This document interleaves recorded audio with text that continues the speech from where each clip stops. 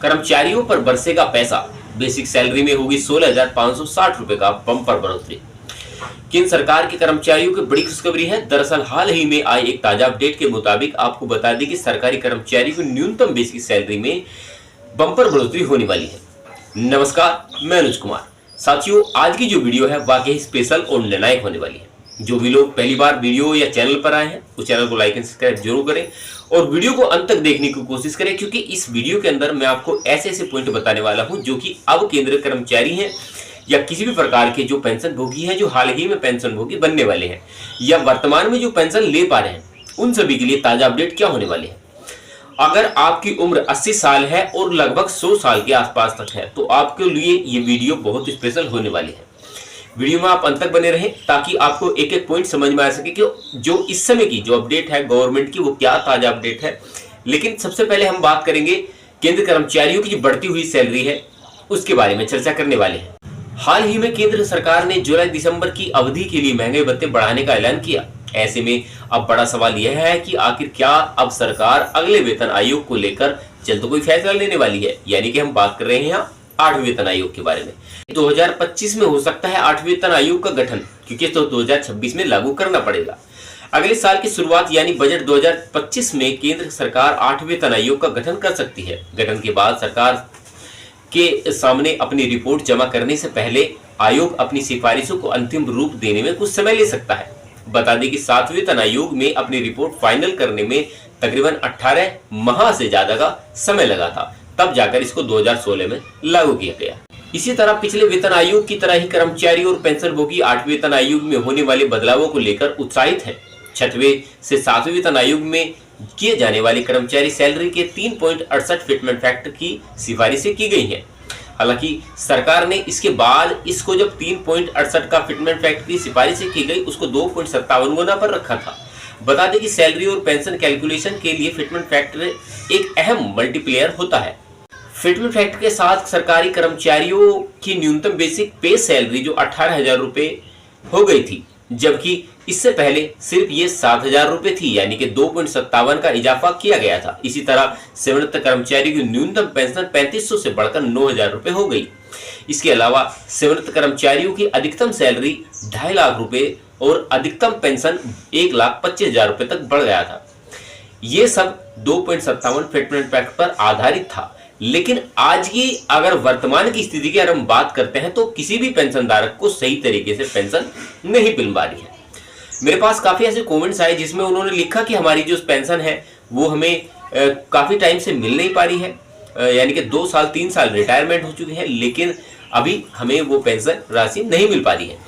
और कुछ पेंशनरों का ये सवाल था कि अब सरकार ने जो अपने लिए पेंशन राशि रखी है, यानी कि मंत्रियों के लिए पेंशन राशि रखी है, वो पुरानी पेंशन योजना के आधार पर देते हैं, और हम कर्मचारी जो दिन रात देश की सेवा में लगे रहते हैं वो उन लोगों को पेंशन जो मिल पाती है, किसी ने 50,000 की अगर सैलरी की है या मान लीजिए 40,000 की सैलरी की है तो उसको 12,000, 4,000, 5,000 इतनी सैलरी पर रखा जाता है, यानी कि इतनी ही पेंशन मिल पाती है। लेकिन हम बात कर रहे हैं 8वें वेतन आयोग में अगर ये सिफारिशें लागू होती हैं, यानी कि 2.57 गुना पर जो सूत्रों के हवाले से खबर थी कि 1,25,000 रुपए पेंशन रखी गई, तो उस पेंशन के आधार पर हम मान सकते हैं तो कर्मचारियों को जो पुरानी पेंशन योजना का किस्सा था वो देश के अंदर नहीं उठता।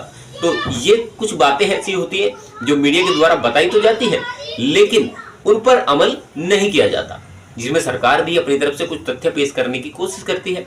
लेकिन मेरा जो काम है मैं बिल्कुल आपको फैक्ट टू फैक्ट के बताने की कोशिश करता हूँ।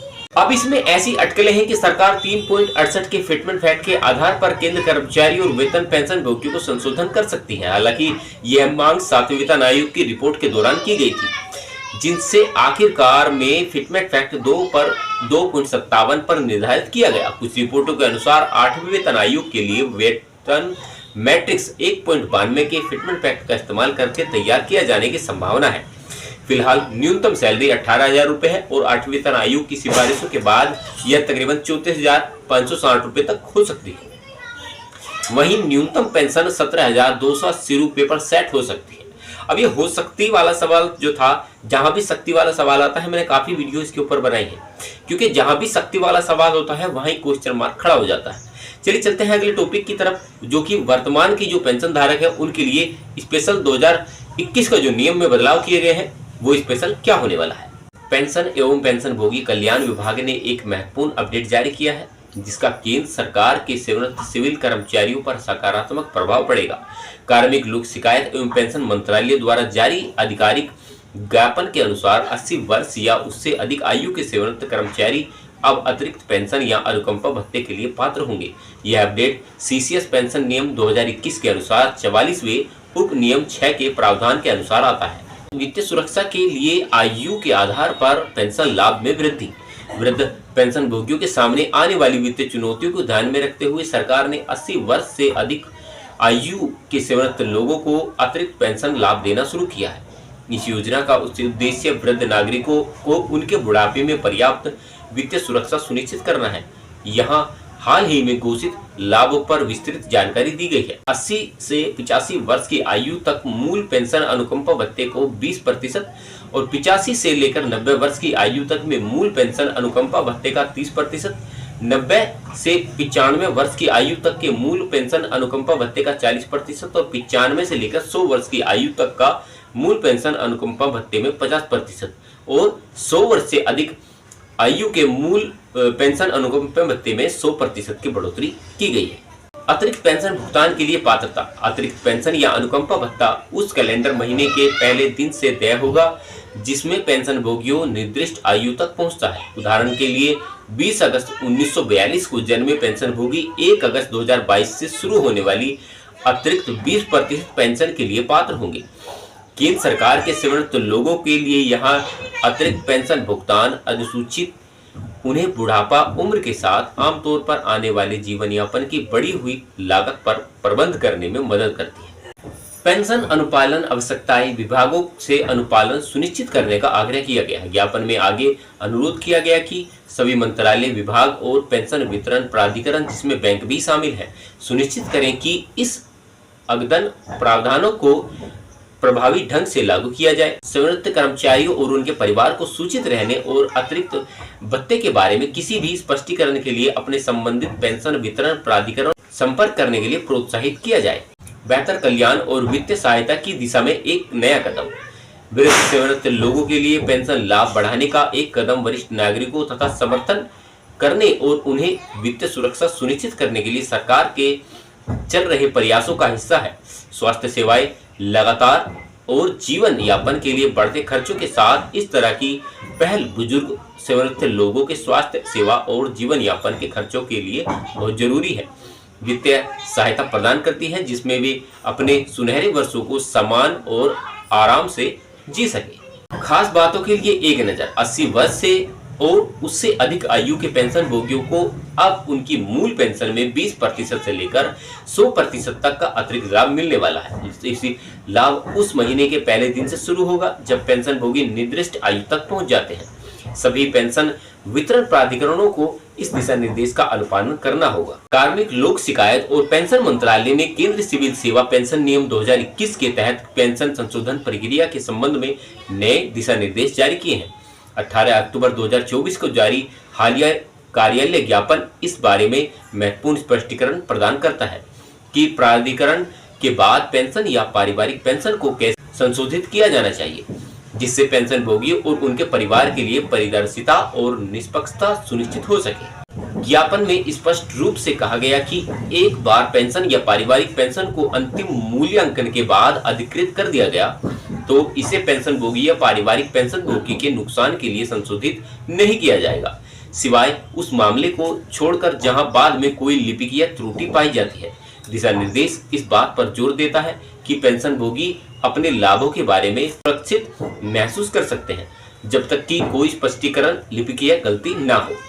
यदि पेंशन प्राधिकरण के 2 साल से अधिक समय बाद ऐसी त्रुटि पाई जाती है तो पेंशन और पेंशन भोगी कल्याण विभाग की सहमति के बिना पेंशन भोगी के नुकसान के लिए कोई संशोधन नहीं किया जाएगा। यह प्रावधान पेंशन भोगियों को उनके अधिकारों में मनाने में बदलाव बचाने से मदद करता है, जो सीसीएस पेंशन संशोधन नियम के साथ संरक्षित है। प्रशासकीय मंत्रालय पेंशन संशोधन में लिपिकीय त्रुटि पर निर्णय लेगी।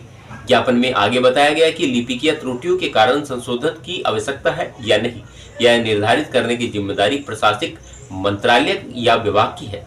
यह संशोधन से पता चलता है कि अधिक भुगतान पेंशन या पारिवारिक पेंशन द्वारा तथ्यों को गलत तरीके से प्रस्तुत करने के कारण नहीं हुआ है। तो मंत्रालय व्यय विभाग से परामर्श करके इस निर्णय को लेगा कि क्या अतिरिक्त भुगतान की वसूली से छूट दी जा सकती है। सीसीएस पेंशन संशोधित दिशा निर्देश की मुख्य विशेषताएं क्या है, उसके बारे में चर्चा करते हैं। यदि प्रशासकीय मंत्रालय अतिरिक्त भुगतान माफ न करने का निर्णय लेता है तो सेवानिवृत्त सरकारी कर्मचारी या पारिवारिक पेंशन भोगियों को नोटिस प्राप्त होने के 2 महीने के भीतर अतिरिक्त राशि वापस करने के लिए अधिसूचित किया जाएगा।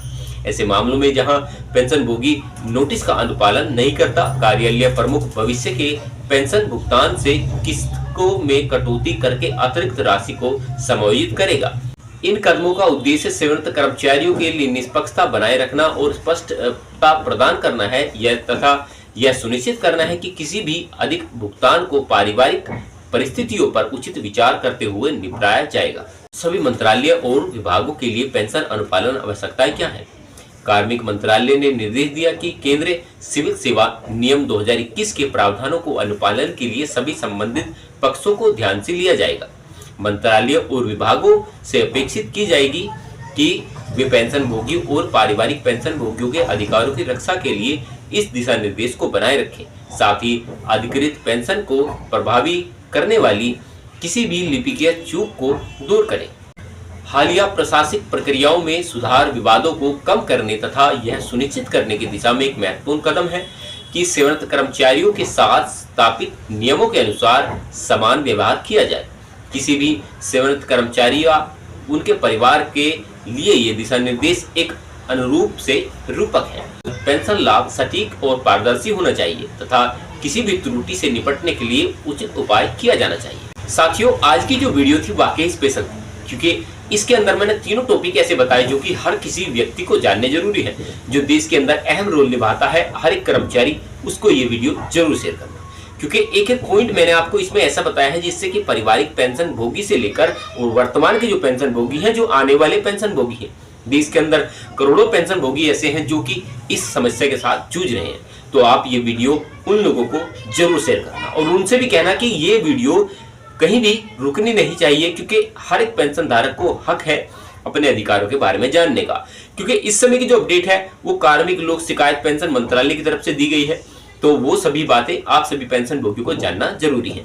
आवश्यकता हो तो इस वीडियो को अपने व्हाट्सएप स्टेटस या फेसबुक इंस्टाग्राम पर शेयर कर सकते हैं, ताकि आपके जो ज्यादा से ज्यादा जहां जानने वाले हो इस वीडियो को वहां शेयर करें। और मुझे आशा है कि आप लोग चैनल सब्सक्राइब जरूर करेंगे और लगातार मेरे ऐसे कंटेंट देखने के लिए हमेशा बने रहे मेरे साथ। ये आप ही का चैनल है, आप चैनल पे विश्वास कर सकते हैं। इस चैनल पर आपको एक वीडियो ऐसी मिलेगी जो कि आपको कहीं ना कहीं एक सफलता की तरह राह की तरफ लेकर चलेगी।